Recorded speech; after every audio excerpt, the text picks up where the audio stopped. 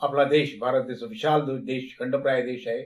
तो खऱ्या अर्थाने खेड्यांचा देश आहे. आपल्या भारतामध्ये 6,40,000 गावं आहेत. त्याच्यामध्ये मी सुद्धा एक छोट्या गावातूनच आलो नाही.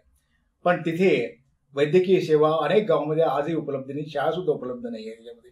काही काही गाव म्हणजे इतके दुर्गम भागात आहेत, तिथे डॉक्टर जाऊ शकत नाहीत त्याच्यामध्ये. पण तिथे कोणतीही वैद्यकीय पद्धती असली पाहिजे किंवा चिकित्सा पद्धती असली पाहिजे. विज्ञान भारती या संस्थेचा या म्हणजे जी संस्था अनेक हजारो वैज्ञानिक त्याच्यामध्ये काम करतात.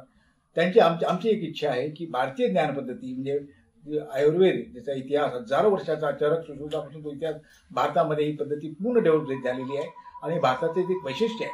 ही पद्धती आपण खेड्यापर्यंत नेऊ शकू का?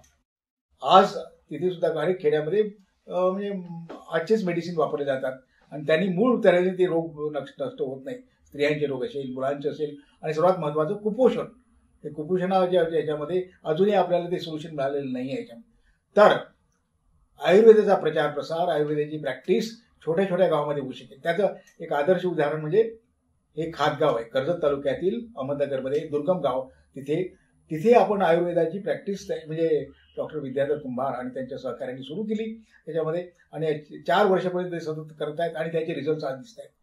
पूर्णपणे जास्तीत जास्तपणे मला वाटते की इथे एक आयुर्वेदाचं गाव हे झालेलं आहे. म्हणजे आयुर्वेद वापरणारे की आयुर्वेदाची चिकित्सा पद्धती, ती नाडी पद्धती अशी ती वापरून त्यामध्ये लहान मुलांसाठी, स्त्रियांसाठी किंवा सर्वांसाठी ही पद्धती तिथे वापरली जाते आणि हे एक यशस्वी उदाहरण ठरलं आहे.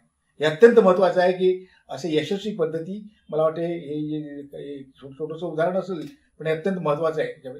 आणि आमचं एक होतं की प्रायमरी हेल्थ सेंटर्समध्ये ॲलोपॅथीच्या बरोबर आयुर्वेद सुद्धा किंवा योग असेल किंवा होमिओपॅथी सुद्धा असेल ही एक संयुक्तिक पद्धती प्रचलित झाली पाहिजे भारतामध्ये आणि भारताने एक नवीन आयाम आपल्या देशासमोर आणि जगासमोर मांडू शकतो.